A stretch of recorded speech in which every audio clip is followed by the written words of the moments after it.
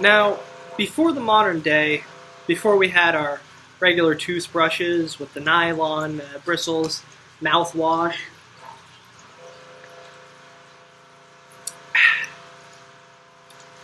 and all those other wonderful things, well, you may be wondering what people might have done. Well, they certainly didn't walk around with their teeth rotting out of their heads, at least not in all cases. I mean, sure some did.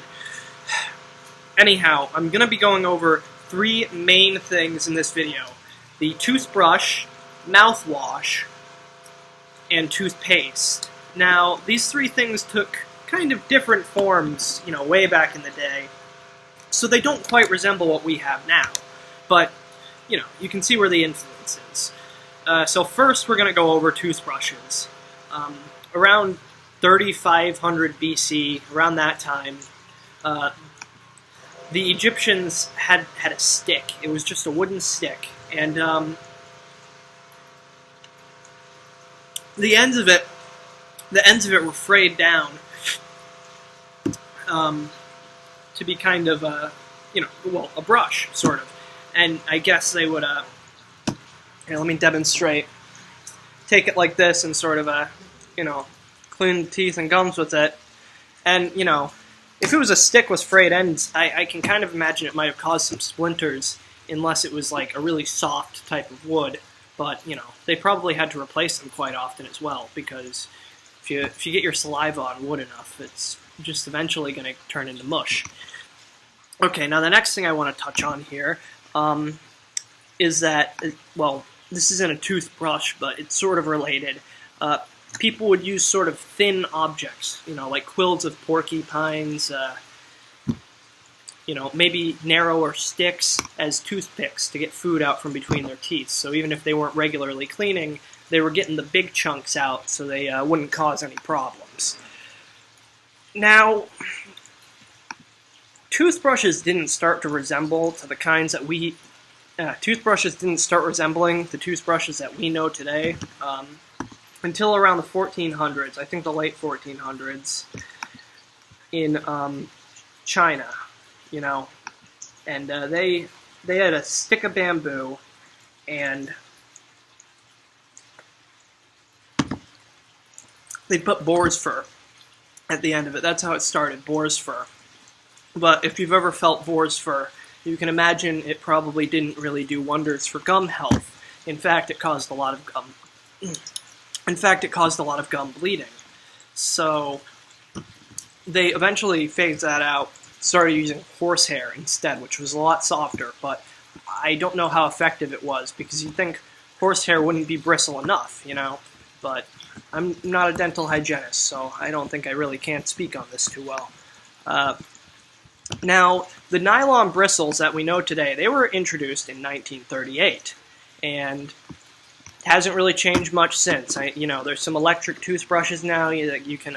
They're supposed to clean better, but most of them are a scam, and all the fancy bells and whistles. But the main design hasn't really changed that much from 1938, when the nylon bristle was introduced and toothbrushes as we know them were invented. Now, on to, well, I think I should go to toothpaste next, because that has a lot to do with the toothbrush. Now, you've got to understand, before the modern day, a lot of toothpastes were tooth powders, actually. And I don't think that they were always used in conjunction with a toothbrush, a lot of times, because the Egyptians invented, tooth cleaning stuff before they actually invented their toothbrush. So I can imagine before they actually pioneered the whole stick thing, they just took a little bit on their finger, took a little bump on their finger, and kind of rubbed it around in there, rubbed it on the gums, rubbed it on the teeth, got it all good and clean, and that was made with salt, mint, and pepper, and it caused gum bleeding. I don't really know how those things would have caused gum bleeding, but apparently they did. So I wouldn't imagine it was something that a typical Egyptian would have used too often, because he would have been walking around with blood coming out of his mouth. Now, the Persians, also, they had something, and I think this was a little bit later down the road, and it was just ground up goat hooves. I don't know how they got that idea. I don't I don't know how that could have cleaned teeth, but it didn't do much good. It caused a lot of gum bleeding and disease, but, you know, if it worked, anything for a good smile. Now in the 1700s, the British tried something that, oh, this is my favorite.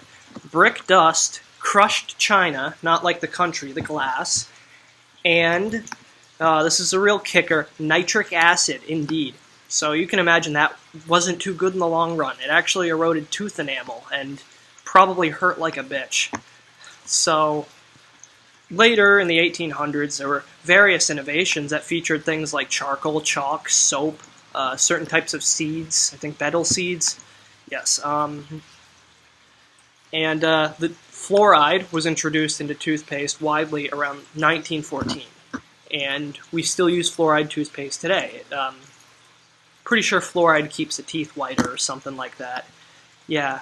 And actually, most toothpastes did contain soap until 1945, so I guess they tasted pretty bitter unless they added a lot of other flavors. Now on to mouthwash.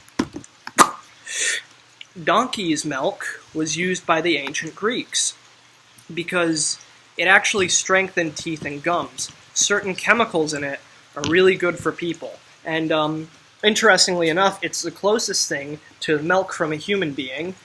So I guess it's really good for humans because, like, it's got a lot of our essential nutrients that we need. So not only did it help their teeth and gums, but it probably helped just their health in general. And honestly, I don't know where to find any donkey's milk, but it's pretty good for you. So I'd highly suggest drinking some, just day to day. Sure, it can't taste too bad. Now, the Romans had a different strategy. They used human pee. Yeah. Now there was kind of a reason for this, even though it was gross. Pee contains ammonia, so the ammonia actually whitened teeth and disinfected. So the crazy thing is, it actually worked. Like, you could pee in your mouth and swish it around, and it would be the same as using mouth, well, not the exact same, but it would have a similar effect. Although the industrial strength stuff, the new stuff, is probably the best way to go. And that brings me to the antiseptic mouthwash, which was invented around 1893. And they used ammonia, they used alcohol, ammonia, just like the piss. So, let's see.